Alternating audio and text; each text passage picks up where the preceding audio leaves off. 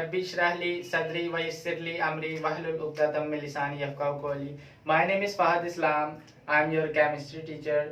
Students, आज जो हम टॉपिक पढ़ने वाले हैं वह है derivation of the radius of electron. Electron की जो है वो डेरिवेशन रेडियस की, ठीक है, वो हम करने वाले हैं कि इलेक्ट्रॉन का न्यूक्लियस से जो है वो फासला कितना है, रेडियस कितना है, ये हम फाइंड करने वाले हैं इन द nth ऑर्बिट। कोई भी ऑर्बिट में हो उसका हम रेडियस फाइंड करना चाहें तो वो हम कैसे कर सकते हैं, ठीक है। और ये बोर्ड के पॉइंट ऑफ व्यू से ये बहुत जो है वो इम्पोर्टेंट लॉन्ग क्वेश्चन है, ये बोर्ड में आता है। और आपकी एक्सरसाइज में क्वेश्चन नंबर 7 जो है, क्वेश्चन नंबर 7 का पार्ट बी जो है, ये उसका भी जो है वो आंसर है, ठीक है। तो सबसे पहले हम इस तरफ आते हैं कि हम करने क्या वाले हैं, ठीक है, हम क्या फाइंड करने वाले हैं। तो कंसीडर करें आपके पास ये जो है ना एटम है, ठीक है, एटम है। एटम के अंदर ये क्या है जी, ये न्यूक्लियस है। न्यूक्लियस के गिर्द देखें नंबर ऑफ शेल्स मौजूद हैं। इसको हम शेल 1 कहते हैं, इसको 2 और इसको हम क्या कहते हैं, शेल नंबर 3, ठीक है। और ये शेल्स जो हैं ये आप जानते हैं ये इमेजिनरी पाथ्स हैं, ठीक है। इमेजिनरी पाथ जिनके ऊपर क्या करते हैं, इलेक्ट्रॉन रिवॉल्व करते हैं, गर्दिश करते हैं न्यूक्लियस के गिर्द। तो फॉर एग्जांपल हम कहते हैं कि यहाँ पे एक इलेक्ट्रॉन है, ठीक है, और इसका न्यूक्लियस से जो फासला है वो क्या कहलाएगा, आर, वो रेडियस है R1 कहलाएगा, ठीक है। ये एक सर्कल बन जाता है ना, सर्कल का जो है न्यूक्लियस से, सर्कल के सेंटर से लेकर सर्कमफ्रेंस तक, इसकी बाउंड्री तक जो फासला कहलाता है वो रेडियस कहलाता है। बिल्कुल इसी तरह यहाँ पे जो इलेक्ट्रॉन है, ठीक है, इसका न्यूक्लियस से जो फासला है वो क्या कहलाता है R1। ये फाइंड करने वाले हैं, डेरिवेशन करने वाले हैं रेडियस की, ठीक है। तो इस रेडियस को हम कैसे फाइंड कर सकते हैं, इसकी हम इक्वेशन डिराइव करेंगे। बिल्कुल इसी तरह अगर आप सेकंड शेल की बात करें तो ये देखें, ये आपके पास जो है वो एक और इलेक्ट्रॉन है, ठीक है, और ये इसका क्या बन जाता है, R2 बन जाता है, ठीक है। बिल्कुल इसी तरह ये आपके पास जो है वो तीसरे शेल में एक इलेक्ट्रॉन मौजूद है, इसका न्यूक्लियस से फासला जितना है वो आपके पास रेडियस नंबर 3 बन जाता है, ठीक है। तो इसके लिए हम एक इक्वेशन डिराइव करने वाले हैं कि इक्वेशन कैसी होगी जिसमें हम वैल्यूज पुट करके इन जो रेडियस जो है इनकी वैल्यूज हम निकाल सकें, ठीक है। ओके, तो इसको समझने के लिए आप एक एटम को कंसीडर करें। ये आपके पास अगेन जो है ये एटम है, ठीक है, और इसमें देखें कि ये इलेक्ट्रॉन है, ठीक है, जो कि न्यूक्लियस के गिर्द इमेजिनरी पाथ जिनको शेल्स कहते हैं, ठीक है, जिनको एनर्जी लेवल्स कहते हैं, उनके ऊपर क्या कर रहा है जी, रिवॉल्व कर रहा है अराउंड द न्यूक्लियस। न्यूक्लियस हम जानते हैं कि न्यूक्लियस में नंबर ऑफ प्रोटॉन होते हैं, इसलिए उसके ऊपर कौन सा चार्ज है, पॉजिटिव चार्ज है। ओके, मैं कुछ ना टर्मिनोलॉजीज आपके साथ डिस्कस करना चाहता हूँ। फॉर एग्जांपल ये इलेक्ट्रॉन ई है, ठीक है, तो इलेक्ट्रॉन का जो मास है वो क्या कहलाएगा, m, ठीक है। इस इलेक्ट्रॉन की वेलोसिटी होगी ना किसी स्पीड के साथ, विद डायरेक्शन, स्पीड के साथ ये क्या कर रहा होगा, मूव कर रहा होगा न्यूक्लियस के गिर्द, तो उसकी स्पीड वेलोसिटी क्या कहलाएगी, v कहलाएगी, ठीक है। और डेफिनेटली इसका जो न्यूक्लियस से जो फासला है ये क्या कहलाएगा, रेडियस r जो है ये कहलाएगा, ठीक। इसके अलावा और कुछ चंद बातें आपको बताते हैं कि न्यूक्लियस के अंदर नंबर ऑफ प्रोटॉन मौजूद हैं, ठीक है, तो जिनको हम क्या कहते हैं, रिप्रेजेंट करते हैं Z से, ठीक है, नंबर ऑफ प्रोटॉन। और इसका एक और नाम है प्यारे स्टूडेंट्स, इसका नाम है atomic number. Number of proton mean atomic number. Okay, तो प्रोटॉन के ऊपर जितना जो है वो चार्ज है वो आपके पास क्या कहलाएगा, Ze+, और इलेक्ट्रॉन के ऊपर जितना चार्ज है वो क्या कहलाएगा, Ze-, ठीक है। This is the charge on electron and this is the charge on proton, and Z is the atomic number, means number of protons। ये सारी बातें जो मैंने आपसे की है ना, इनको अगर मैं समराइज करूं, लिखना चाहूं, तो ये देखिए, ये लिखी हुई है। मास ऑफ इलेक्ट्रॉन क्या कहलाता है, मास ऑफ इलेक्ट्रॉन बराबर है m के, ठीक है। वेलोसिटी ऑफ इलेक्ट्रॉन क्या हो जाएगी, v, जिस वेलोसिटी से, जिस स्पीड से ये इलेक्ट्रॉन क्या कर रहा है, इस न्यूक्लियस के गिर्द गर्दिश कर रहा है, रिवॉल्व कर रहा है, वो वेलोसिटी क्या कहलाएगी, v कहलाएगी। Okay, radius of electron from nucleus, nucleus से जो है वो इलेक्ट्रॉन का जो रेडियस है, फासला जो है वो क्या कहलाएगा, r। और यही चीज है प्यारे बच्चों जिसको हमने क्या करना है जी, आज फाइंड करना है, डेरिवेशन करनी है, इक्वेशन बनानी है इसकी। अच्छा, नंबर ऑफ प्रोटॉन जिसको हम लिखते हैं Z से, और अभी आपको बताया है कि इसका एक और नाम है, क्या नाम है, एटॉमिक नंबर, यहाँ लिख लेते हैं एटॉमिक नंबर, ठीक है, number of proton. Okay, charge on proton, proton पे कितना चार्ज होगा, Z E positive, E mean charge, positive mean क्योंकि प्रोटॉन पे पॉजिटिव चार्ज होता है, और Z mean number of proton. और चार्ज ऑन इलेक्ट्रॉन, चार्ज होगा किस पे, इलेक्ट्रॉन पे, वो होगा ZE नेगेटिव, ठीक है। ओके, तो ये तो हमने बातें पढ़ी। अब हम स्टार्ट करते हैं कि हम डेरिवेशन कहाँ से स्टार्ट करेंगे, ठीक है, कि कैसे हम रेडियस को फाइंड करना चाहेंगे। तो यहाँ मेरे दिमाग में ना एक बात आती है, आपके दिमाग में भी आती होगी, कि ये देखें इलेक्ट्रॉन जो है ये एक सर्कल के अंदर न्यूक्लियस के गिर्द क्या कर रहा है, रिवॉल्व कर रहा है। तो यहाँ पे सेंट्रीपिटल फोर्स की मुझे जो है ना वो समझ आ रही है कि जो इलेक्ट्रॉन है ना इसके ऊपर सेंट्रीपिटल फोर्स लग रही है, ऐसी फोर्स जो कि इसको एक सर्कल में रिवॉल्व करने पर मजबूर कर रही है, ठीक है। और आप जानते हैं जहां पे सेंट्रीपिटल फोर्स होती है वहां पे सेंट्रीफ्यूगल फोर्स होती है। सेंट्रीफ्यूगल फोर्स क्या है, ऐसी फोर्स जो कि सर्कल से परे ले जाए, किसी भी चीज को, किसी भी ऑब्जेक्ट को सर्कल से दूर ले जाए, परे ले जाए, वो आपके पास क्या कहलाती है, सेंट्रीफ्यूगल फोर्स कहलाती है, ठीक है। तो आप देखें कि अगर ये इलेक्ट्रॉन इस न्यूक्लियस के गिर्द रिवॉल्व कर रहा है, यानी कि सेंट्रीपिटल फोर्स ठीक है, लग रही है, तो ये तब तक इसके गिर्द रिवॉल्व करता रहेगा। और जैसे ही सेंट्रीफ्यूगल फोर्स ज्यादा हो गई, सेंट्रीफ्यूगल फोर्स जो इसको परे ले जाने वाली फोर्स है वो ज्यादा हो गई, तो ये इलेक्ट्रॉन अपने सर्कल को क्या कर देगा, छोड़ देगा और दूर चला देगा। तो यहाँ पे हो क्या रहा है, यहाँ पे ना तो ये दूर जा रहा है, ठीक, और ना ही ये इसकी तरफ आ रहा है, ये अपने सर्कल में आराम से क्या कर रहा है जी, रिवॉल्व कर रहा है, ठीक है। यानी कि सेंट्रीपिटल फोर्स जो इसको अंदर खींच रही है और सेंट्रीफ्यूगल फोर्स जो इसको बाहर निकालने की कोशिश कर रही है, वो दोनों बराबर है, बैलेंस है, ठीक है। सेंट्रीपिटल फोर्स और सेंट्रीफ्यूगल फोर्स क्या है, बराबर है, बैलेंस है। तो यहाँ हम एक बात लिख सकते हैं कि सेंट्रीपिटल जो फोर्स है वो बराबर है किसके, सेंट्रीफ्यूगल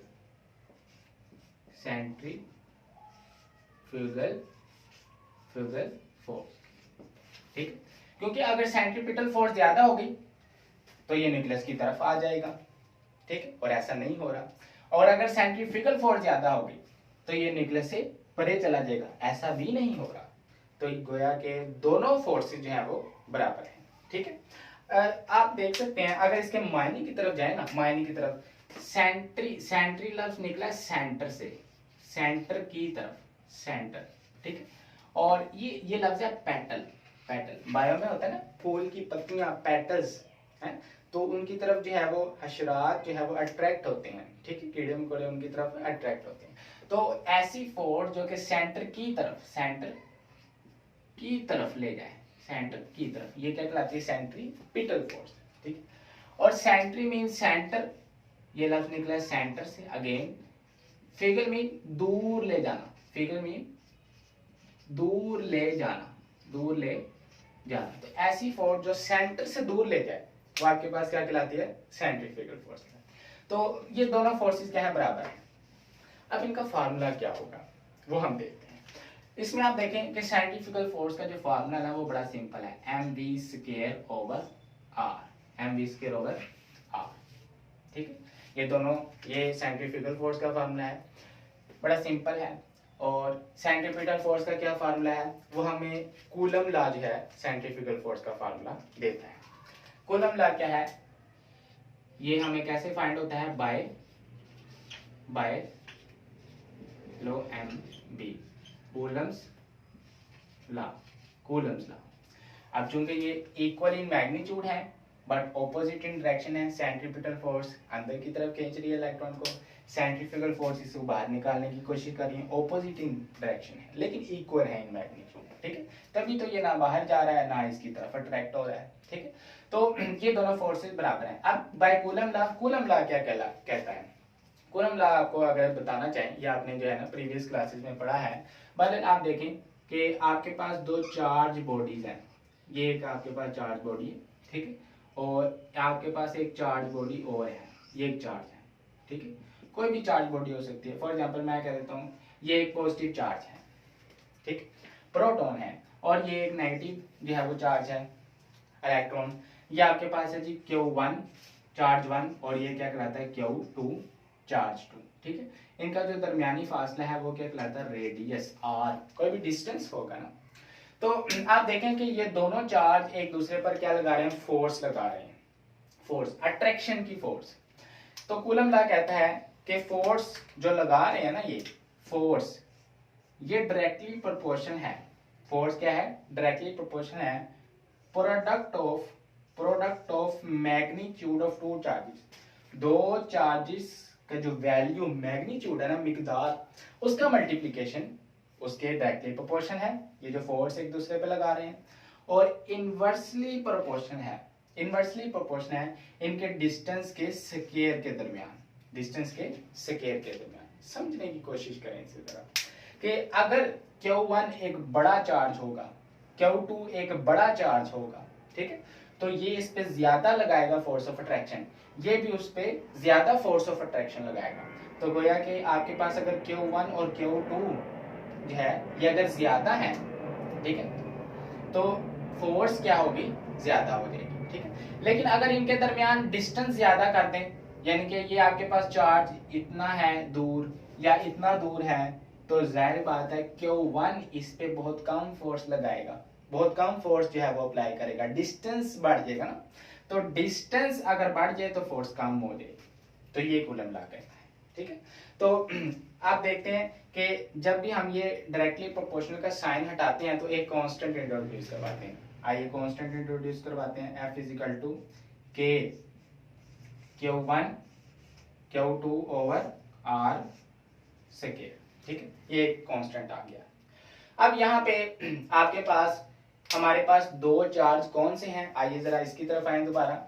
हमारे पास एक प्रोटॉन है, एक चार्ज, तो हम कहते हैं F बराबर है के कांस्टेंट, इसकी वैल्यू क्या भी बताते हैं आपको, Q1, क्यों हम कंसीडर करते हैं इसको कर लें या इसको कर लें, आपकी मर्जी है। बहरहाल हम Q1 इसको अगर कंसीडर करें तो ये प्रोटॉन है, ये आपके पास E plus charge of proton dot. Okay, दूसरा चार्ज कौन सा है Q2 E इलेक्ट्रॉन, तो चार्ज ऑफ इलेक्ट्रॉन। ये जो E है ना, ये चार्ज है, चार्ज का साइन है, ठीक है, इलेक्ट्रॉन का साइन नहीं है, ये चार्ज का साइन है, केमिस्ट्री में ये चार्ज के लिए इस्तेमाल होता है।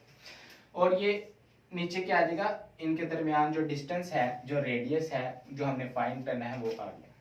ठीक है, तो यहाँ पे अगर हम नंबर की बात करें विद रिस्पेक्ट टू नंबर के, नंबर ऑफ प्रोटॉन कितने हैं या नंबर ऑफ इलेक्ट्रॉन कितने हैं, उनको लिखना चाहें तो हम यहाँ पे Z इंट्रोड्यूस करवा देंगे, ZE plus into E dot minus, और ये आपके पास क्या आएगा R स्क्वायर नंबर। ठीक है, ओके, तो हमने क्या पढ़ा कि सेंट्रीपिटल और सेंट्रीफ्यूगल फोर्स बराबर हैं इस इलेक्ट्रॉन पे लगने वाली जो दो फोर्सेस हैं। अब इसमें सेंट्रीफ्यूगल फोर्स का जो है फार्मूला वो ये है, बड़ा सिंपल है। सेंट्रीपिटल फोर्स कौन देता है, वो हमें कूलम लॉ से पता चलती है। कूलम लॉ क्या है, कूलम लॉ कहता है कि दो चार्जेस के दरमियान जो फोर्स है उनका मैग्नीट्यूड डायरेक्टली प्रोपोर्शनल है और इनवर्स है उनके डिस्टेंस के। ठीक है, ये आपके पास कूलम लॉ है। इसको हमने ड्राइव किया, डायरेक्टली प्रोपोर्शनल का साइन है डायरेक्ट कांस्टेंट, और इसको हमने इन टर्म्स ऑफ प्रोटॉन और इलेक्ट्रॉन में लिख लिया। ठीक, प्रोटॉन और इलेक्ट्रॉन में लिख लिया। अब इसको जरा मजीद अगर हम सोल्व करें तो यहाँ देखें कि F बराबर है Z E square over R square, ये आ गया। ठीक है, बाद बच्चे क्वेश्चन करते हैं सर ये प्लस माइनस किधर चला गया, ये असल में चार्ज है। ठीक, E प्लस मतलब कि charge on proton positive charge होगा, और E charge minus mean electron पे है तो चार्ज ही ना, है तो चार्ज ही, और इसकी वैल्यू भी बराबर होती है। मिसाल के तौर पर आपके लिए वैल्यू लिखते हैं कि प्रोटॉन पर जो चार्ज है ना उसकी वैल्यू है 1.6 इंटू 10⁻⁻19 कूलम, चार्ज का यूनिट क्या है, कूलम है। और इलेक्ट्रॉन पे जो चार्ज है उसकी वैल्यू है -1.6 इंटू 10⁻⁻19 कूलम। देखें वैल्यू बराबर है, मैग्नीट्यूड मिकदार बराबर है, सिर्फ साइन का डिफरेंस है, ये पॉजिटिव है और ये वैल्यू क्या है, नेगेटिव में। ठीक है, तो ये निगलेक्ट हो जाता है। तो यहाँ पे आपके पास आंसर आ जाता है F बराबर है Z E square over R square, और यहाँ हम K जो है वो कांस्टेंट ऑफ प्रोपोर्शनैलिटी वो लगा देते हैं। ठीक है, तो हमारे पास जो दो फोर्सेस थी वो हमने क्या कर ली, अब बराबर कर ली। एक ये फोर्स सेंट्रीपिटल फोर्स, ठीक है, ये कौन सी फोर्स है जी, सेंट्रीपिटल फोर्स, ये बराबर हो गई सेंट्रीफ्यूगल फोर्स बराबर हो गई सेंट्रीपिटल फोर्स के। ठीक है, तो आइए इन दोनों फोर्सेस को अगर हम बराबर करें तो इसमें देखें कि सेंट्रीपिटल फोर्स बराबर है F बराबर है K Z E square over R square. ये कौन सी फोर्स है जी, सेंट्रीपिटल फोर्स जो इस पे लग रही है, जो इसको न्यूक्लियस की तरफ अट्रैक्ट करना चाह रही है। और सेंट्रीफ्यूगल फोर्स क्या है, mv स्केयर ओवर r। ये कौन सी फोर्स है जी, सेंट्रीफ्यूगल परे से सेंट्रीफ्यूगल फोर्स, जो कि इसको न्यूक्लियस से दूर भगाना चाह रही है। लेकिन ऐसा हो नहीं रहा, दोनों फोर्सेस चूंकि बराबर हैं, तो दोनों की लेफ्ट हैंड साइड बराबर है, दोनों की राइट हैंड साइड भी बराबर कर ली। ठीक है, इसको मैं नाम देता हूँ इक्वेशन नंबर जो है वो ए का, इसको हम दे देते हैं इक्वेशन नंबर बी का। ठीक है, ओके, यहाँ हम लिखते हैं comparing equation A and B. तो यहाँ हम लिखते हैं कंपेयरिंग इक्वेशन को कंपेयर करने वाले हैं equation number A and B. इन दोनों को अगर हम कंपेयर करें तो क्या होगा कि दोनों की लेफ्ट हैंड साइड बराबर है, दोनों की राइट बराबर कर लें। K Z E square over R square बराबर है M V square over R के। ठीक, अब ये के की वैल्यू क्या है सर, ये तो बता दें हमें, तो आपको बता देते हैं। के की वैल्यू है 1/4 पाई एप्सिलॉन नॉट, ठीक, और Z E square over R square. ठीक है, तो के की वैल्यू क्या है, 1/4 पाई एप्सिलॉन नॉट, इसको ये पढ़ते हैं। ओके, और M V square over R, ये दोनों आपस में बराबर हैं। या हम रेफरेंस देते हैं कि हमने यहाँ पे के की वैल्यू क्या किया है जी, पुट की है कि के बराबर है 1/4 पाई एप्सिलॉन नॉट इंटू जो है वो आर स्केयर, ये के की वैल्यू है। अच्छा ये सर बताएं, ये एप्सिलॉन नॉट क्या है, ये नई चीज हमने पढ़ी है, इसको बोलते हैं permittivity of free space. Epsilon not क्या है, यहाँ पे हम एक बॉक्स बना लेते हैं, ठीक, एप्सिलॉन नॉट की इंफॉर्मेशन के लिए। एप्सिलॉन नॉट बराबर है परमिटिविटी ऑफ फ्री स्पेस, ठीक, इसकी वैल्यू होती है 8.84 इंटू 10⁻⁻12 कूलम स्केयर, ठीक है, कूलम स्केयर पर जाउल पर मीटर। ठीक, ये इसकी क्या है जी, वैल्यू है। लेकिन सर समझ नहीं है ये परमिटिविटी का क्या मतलब है। परमिटिविटी कहते हैं अलाउंस को, अलाउ करना। देखें ये जो हमने दो चार्ज लिए थे ना, इनके दरमियान हमने जो है वो वैक्यूम या कोई भी स्पेस हमने कंसीडर करना होता है। ठीक है, स्पेस का बड़ा इफेक्ट होता है। फॉर एग्जाम्पल इन दोनों के दरमियान अगर वैक्यूम आ जाए तो इसकी और इसकी अट्रैक्शन पे इफेक्ट होगा, ज्यादा करेंगे या कम करेंगे। इन दोनों के दरमियान अगर पेपर रख दें तो इफेक्ट होगा, इन दोनों के दरमियान अगर ग्लास रोड रख दें तब इफेक्ट होगा। तो ये परमिटिविटी है फ्री स्पेस की, कि आप फ्री स्पेस क्या रखते हैं और उसकी अलाउंस क्या है, कि वो कितना अलाउ करती है कि एक चार्ज दूसरे चार्ज पे क्या लगाए, फोर्स लगाए। ठीक है, तो यहाँ पे जो हमने परमिटिविटी ऑफ फ्री स्पेस जो है उसको पुट किया है। ठीक है, ये इसकी वैल्यू है ये, और इसका जो यूनिट है कूलम स्क्वायर पर जूल पर मीटर है। ओके, ये हमारे पास एक्सप्रेशन आ गया। फिर सर हमने तो रेडियस आर फाइंड करना था, ठीक है, तो बेशक हम वहां उसकी तरफ ही जा रहे हैं, रेडियस फाइंड करने वाले हैं। आप देखें कि ये वैल्यूज आप जो है वो ऊपर लिख लें, Z E square over 4 pi epsilon naught into R square, ये बराबर हो जाएगा M V square over are.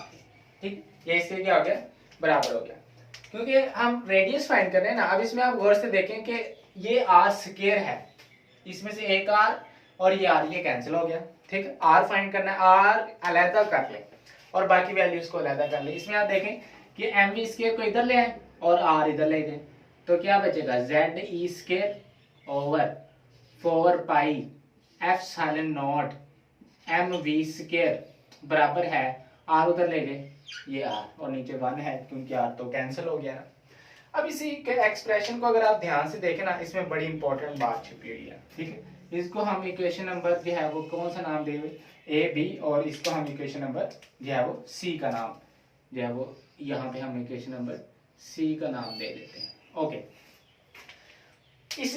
इस इक्वेशन से रिलेटेड ना आपका एक्सरसाइज का क्वेश्चन नंबर 7 का जो ना क्वेश्चन नंबर 7 का पार्ट है डी, वो पूछता है, कहता है कि what do you know about relationship of R radius and velocity. Velocity और रेडियस के रिलेशनशिप के बारे में क्या यानी कि आप बताएंगे। तो इनवर्स रिलेशन है। इस इक्वेशन को बेस बना के ना आपने उसका आंसर देना। देखिए, अगर मैं कुछ लम्हे के लिए बाकी वैल्यूज को कांस्टेंट कंसीडर करूं तो रेडियस और वेलोसिटी का इनवर्स रिलेशन है। इसको मैं लिखूं, radius is inversely proportional to the velocity के स्क्वायर के। बाद बच्चे कहते हैं कि वेलोसिटी का स्क्वायर है, स्क्वायर से फर्क नहीं पड़ता, है तो रिलेशन इनवर्स ही ना। तो यहाँ पे आप देखें कि रेडियस अगर बढ़ जाए, रेडियस की वैल्यू अगर क्या हो जाए, बढ़ जाए, तो वेलोसिटी क्या हो जाएगी, कम हो जाएगी। इसको जरा समझें। आप न्यूक्लियस से इलेक्ट्रॉन दूर जाता जा रहा है, पहले शेल में, दूसरे शेल में, तीसरे शेल में, जाहिर है जैसे जैसे रेडियस बढ़ेगा वैसे वैसे जो है साइज भी बढ़ता जाएगा, लेकिन स्पीड उस लिहाज से क्या हो जाएगी, कम हो जाएगी। यानी कि वो इलेक्ट्रॉन जो कि पहले रेडियस में है ना, पहले शेल में है R1, जिसका रेडियस छोटा है, ठीक है, जिसका रेडियस छोटा है, उसकी वेलोसिटी बड़ी ज्यादा है।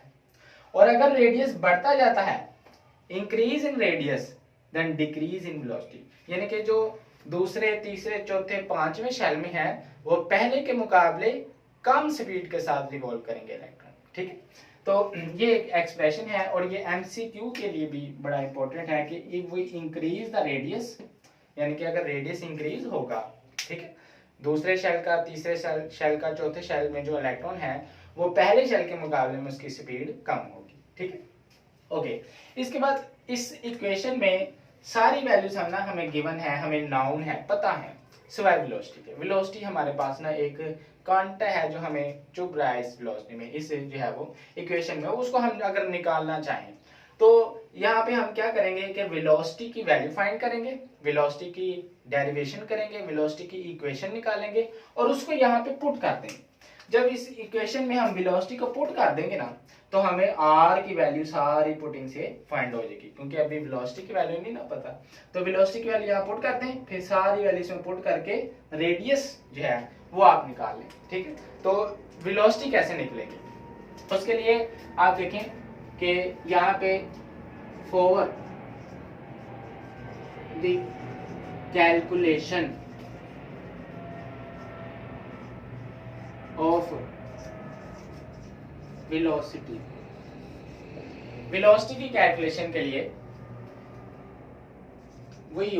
हम इस्तेमाल करेंगे last postulate of Bohr model.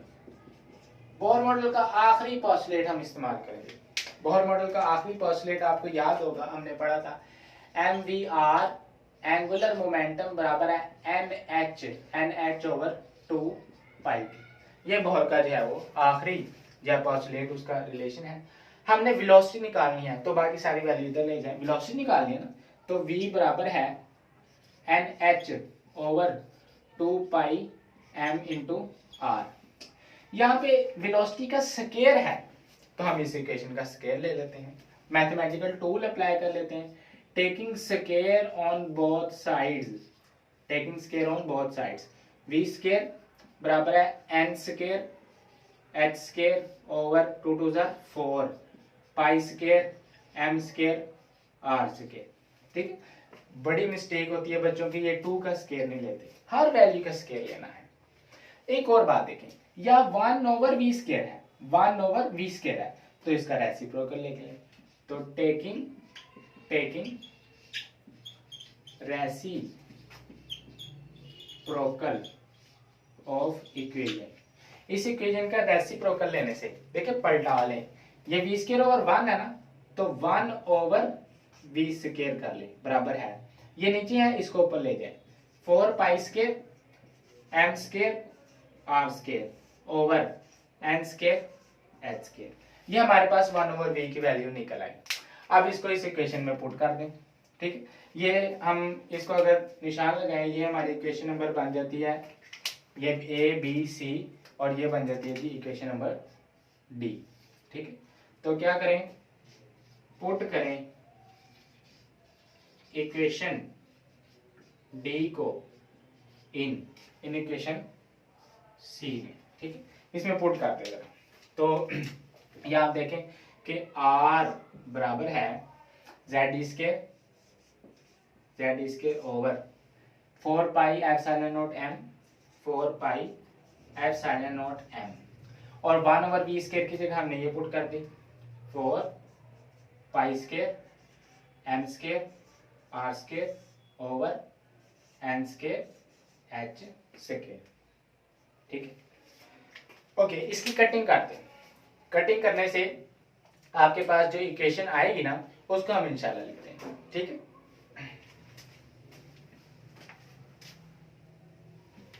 अच्छा, वो इक्वेशन हमने यहाँ पे लिख लिया, ठीक है। अब कटिंग स्टार्ट करते हैं हम। देखिए यहाँ पे 4 है, 4 से कट गया, ये पाई जो है ये पाई से गया, ठीक है, एक पाई से, यहाँ से एक पाई से गया, ठीक है, एक पाई बच गया है। यहाँ पे हम इसको ए ऐसे लिख लेते हैं कि एक पाई जो है वो रह गया। ओके, एप्सिलॉन नॉट m, ये m गया और ये एक m यहाँ से क्या हो गया, कैंसिल हो गया।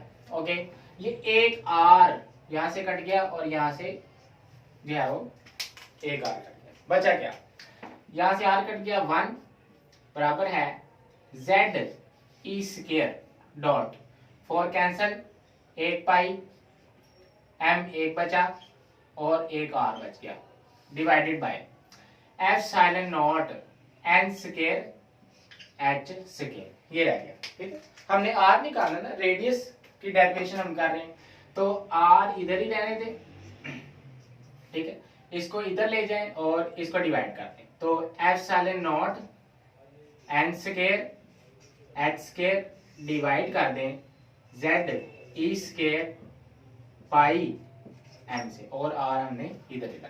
ये जी फाइनल एक्सप्रेशन है, ठीक, this is the final expression.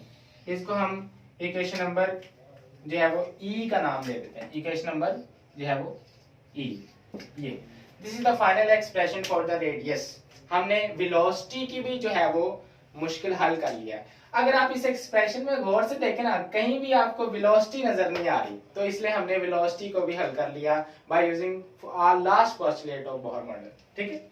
अब इसमें जो बोहर था ना, नील बोहर, उसने हाइड्रोजन एटम के लिए रेडियस को जो है वो कैलकुलेट किया था, हाइड्रोजन एटम के लिए सॉल्व किया था। और आप जानते हैं कि हाइड्रोजन के लिए, फॉर हाइड्रोजन के लिए जो है वो उसका एटॉमिक नंबर क्या है 1, तो हाइड्रोजन के लिए Z क्या होगा 1 होगा, ठीक है। अगर यहाँ पे Z1 पुट करें तो बाकी वैल्यूज देखें कि एप्सिलॉन नॉट की वैल्यू क्या आएगी 8.84 इंटू 10⁻⁻12 कूलम स्क्वायर पर जाउल पर मीटर। n कौन जो है वो हम अलग रखते हैं वेरिएबल के तौर पर। n क्या है, n नंबर ऑफ शेल्स हैं, पहला शेल है तो n1 है, दूसरा शेल है तो n2 है, तीसरा शेल है तो n3 है, इसको अलग रखते हैं। h की वैल्यू क्या है 6.626 इंटू 10⁻34 जूल सेकेंड। नीचे आ जाए z 1 है, e आपके पास है 1.6 इंटू 10⁻19 कूलम, ठीक है, ये आपके पास क्या जी e है। ओके, पाई की वैल्यू तो सब बच्चों को पता है 3.14 22/7। m मास ऑफ इलेक्ट्रॉन ये क्या है 9.1 into 10⁻31 kilogram. Putting all the values, इन सब वैल्यूज को पुट करने से फॉर हाइड्रोजन 1 z=1, हमारे पास जो आंसर आता है ना, फाइनल आंसर, वो मैं लिखने जा रहा हूँ। ये आपके पास आता है r बराबर है 5.30 इंटू 10⁻11 11 इंटू n स्क्वायर, क्योंकि n की वैल्यू हमने पुट नहीं ना की, उसको अलग रखा है। नंबर ऑफ शेल, 1 शेल है तो n1 है, दूसरा शेल है तो n2 है, ठीक है, वो अलग रखा है हमने। ओके, अब जरा इसको सोल्व करने की कोशिश करते हैं। इसको प्रीफिक्स में लेके आते हैं, प्रीफिक्स में, जिस तरह की आपकी बुक में है।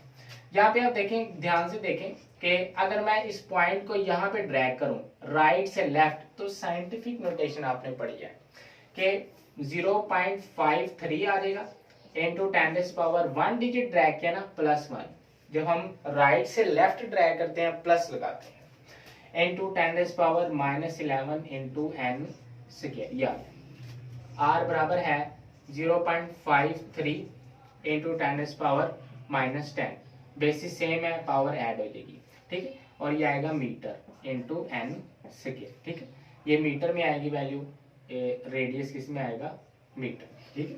ये सब वैल्यूज को जब आप सोल्व करेंगे इनके यूनिट्स को, तो आंसर आता है मीटर में।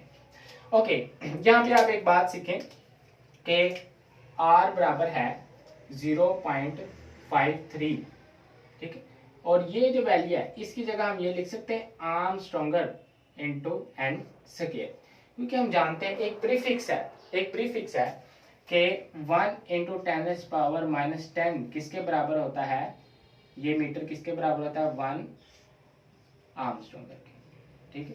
ये आपके पास प्रीफिक्स है ना, जिस तरह एक्सा, पीटा, टेरा, गीगा प्रीफिक्स है ना, बिल्कुल इसी तरह ये एक प्रीफिक्स है कि 1 इंटू 10⁻⁻10 मीटर किसके बराबर होता है, 1 आर्मस्ट्रॉन्गर के। तो हमने ये वैल्यू पुट कर दी। ओके, आपकी जो बुक वाली वैल्यू है ना, वो आपके पास है r बराबर है 0.529 आर्मस्ट्रॉन्गर इंटू n स्क्वायर। देखिए वैल्यू करीब है, कैलकुलेटर पे सॉल्व करेंगे ना तो ये वैल्यू आएगी, ठीक है, बुक में ये वैल्यू है। अगर इसको राउंड अबाउट भी करें ना 0.53 ही बनता है, वही वैल्यू बनती है। बहरहाल आपकी बुक की वैल्यू ही हम लेके चलते हैं ताकि आप कंफ्यूजन ना। ये आपका जो है वो एक्सप्रेशन है फॉर द आर। हमने क्या किया, हमने अब तक डिराइव कर ली, इक्वेशन को डिराइव कर लिया रेडियस के लिए, कि हम रेडियस निकालना चाहते हैं कि इलेक्ट्रॉन और न्यूक्लियस का फासला कितना है, रेडियस कितना है, उसके लिए हमने इक्वेशन डिराइव कर ली। इन nth ऑर्बिट में कोई भी ऑर्बिट हो, पहला हो तो n1 हो जाएगा, दूसरा हो तो n2 हो, nth ऑर्बिट के लिए हमने इसको सोल्व कर लिया। ओके, यहाँ पे हम एक हेडिंग बनाते हैं कि अब हम निकालने जा रहे हैं कि R1 के लिए क्या आएगी, कि यानी कि इलेक्ट्रॉन अगर पहले शेल में होगा तो R1 उसके लिए आंसर क्या आएगा, R2 जो है उसके लिए आंसर क्या आएगा, ठीक, उसके लिए N2 हो जाएगा। तो वो हम निकालना चाह रहे हैं। तो यहाँ पे हेडिंग बनाते हैं to calculate the values calculate करने के लिए इन R1, R2, R3 and so on. इसमें अब इसको जरा ध्यान से देखें। R1 के लिए क्या होगा जी, n की वैल्यू क्या आएगी 1, तो यहाँ 1 पुट कर दें। R1 बराबर है 0.529 इंटू 1 स्क्वायर, ठीक, ये आ गया। तो अगर आप 1 से स्क्वायर 1 से इसको मल्टीप्लाई करें तो यही वैल्यू आएगी। तो R1 बराबर है 0.529 आर्मस्ट्रॉन्ग। ओके, R2 के लिए, R2 बराबर है n क्या हो जाएगा, R2 के लिए 2 हो जाएगा, तो R2 बराबर है 0.529 इंटू 2 का क्या आ जाएगा स्क्वायर, 2 का क्या आ जाएगा जी स्क्वायर। तो इसके लिए आपके पास ये वैल्यू आएगी 2 2 4 को इससे मल्टीप्लाई करेंगे ना तो कैलकुलेटर से आप कर ले 2.11 आर्मस्ट्रॉन्ग, ये आ जाता है, ठीक। ओके, R3 के लिए n क्या हो जाएगा, n बराबर है 3, तो R3 की वैल्यू आएगी 0.529 इंटू 3 का स्क्वायर बराबर है 4.75 आर्मस्ट्रॉन्ग। कैलकुलेटर आप यूज कर सकते हैं। ओके, R4 के लिए आप क्या करें कि n बराबर है किसके हो जाएगा 4 के, एंड R4 बराबर है 0.529 इंटू 4 का स्क्वायर, n स्क्वायर है ना, n स्क्वायर है, तो फोर्स के बराबर है 8.4 आर्मस्ट्रॉन्ग। ये वैल्यू आपके पास आ गई, कैलकुलेटर यूज कर सकते हैं आप। तो ये आपके पास क्या आ गई, वैल्यूज आ गई। आखिरी बात जो हम करने जा रहे हैं कि यहाँ पे अगर हम डिफरेंस कैलकुलेट करें, जो आपकी बुक में जो है वो दिया हुआ है कि डिफरेंस बिटवीन शेल्स के दरमियान डिफरेंस, उसको डिस्कस किया उसने। इसको समझिए पहले कि फॉर एग्जांपल ये आपके पास नेकलेस है ना, नेकलेस है, और ये आपके पास क्या है जी, पहला शेल है। इसका नेकलेस से फासला इतना है, ये फासला R1, ठीक। अब जो R2 है ना वो ज्यादा फासले पे है, R2 ज्यादा, यानी कि इनके दरमियान गैप डिस्टेंस ज्यादा है, और R3 उससे ज्यादा फासले पे है। R3 जो है वो उससे भी ज्यादा क्या है जी, ये आपके पास क्या है जी, R3 का फासला उससे भी क्या है जी, ज्यादा है। इसके बारे में अगर हम निकालना चाहें तो आप मुझे एक बात बताएं, क्या डिफरेंस हम कैसे निकाल सकते हैं। R2 में से R1 निकाल दें तो ये आ जाएगा, ठीक है, ऐसे ही है ना। R2 में से ये हिस्सा निकाल दें तो ये हिस्सा बच जाएगा। तो यहाँ वो कहता है कि R2 माइनस R1, इसी तरह R3 माइनस R2, इसमें से ये निकाल दें तो ये बचेगा, ठीक। और इसी तरह आपके पास R4, R3 अगर इसको कंसीडर करें तो जैसे जैसे हम न्यूक्लियस से दूर जाते जाएंगे वैसे वैसे जो रेडियस है उसकी वैल्यू जो है वो बढ़ती जाएगी। डिफरेंस बिटवीन शेल इंक्रीज होता जाएगा, ठीक है, बढ़ता जाएगा। ओके, कितना बढ़ता जाएगा, इसकी वैल्यू क्या है, वो हम कैलकुलेट कर सकते हैं। या आप देखें कि पहला शेल 1 टाइम दूर है, दूसरा शेल कितने गुना दूर है, 2 2 4 टाइम्स। कहते हैं कि ये जो दूसरा शेल है ना ये पहले के मुकाबले में 4 गुना दूर है, ठीक है। ये कहता है जी 4 टाइम्स ऑफ सेकंड शेल, किससे, देन फर्स्ट से पहले शेल से दूसरा शेल या ना 4 गुना ज्यादा है, दूर है। इसी तरह आप मुझे बता सकते हैं कि तीसरा जो शेल है इमेजिनरी पार्ट जो है वो कितने गुना दूर है, 9 टाइम्स देन फर्स्ट शेल, 3 3 9, तो 9 टाइम्स दूर है, 9 times of third shell for then first one, ठीक है। पहले से 9 गुना दूर है, ठीक है, यानी कि इसका 9 गुना करें ना तो फिर ये तीसरा शेल उतना दूर है। और चौथा कितना दूर हो जाएगा, 4 4 16, तो वो क्या आ जाएगा 16। ये हमने इसकी वैल्यूज फाइंड कर ली, ठीक है। तो स्टूडेंट्स आज के लेक्चर में हमने जहाँ रेडियस की डेरिवेशन करना चाहिए, हाइड्रोजन के लिए हमने इसको सोल्व किया, बोहर ने भी इसको हाइड्रोजन के लिए सोल्व किया था। हमने सबसे पहले सेंट्रीपिटल और सेंट्रीफ्यूगल फोर्स को बराबर किया, ठीक है, उसके बाद इसकी डेरिवेशन जो है वो स्टार्ट की। तो मुझे उम्मीद है कि आपको ये लेक्चर जो है वो समझ आया होगा। इस लेक्चर को अपने फ्रेंड्स के साथ जो है वो शेयर करें और अपना ख्याल रखें। अल्लाह हाफिज़ स्टूडेंट्स।